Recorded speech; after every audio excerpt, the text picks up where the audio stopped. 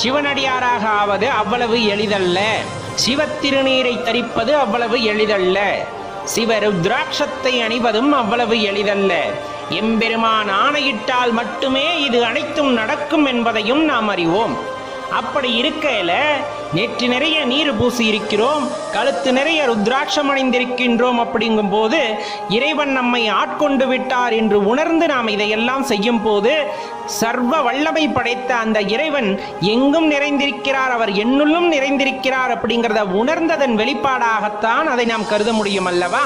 அன்பின் உருவமான இறைவன் எங்கும் வியாபித்திருக்கிறார். அப்படிங்கும் போது அனைத்து உயிர்களிலும் சிவத்தை காண்பதே சிறந்ததாக இருக்கும் அப்படிங்கிறத மறுப்பதற்கில்லை.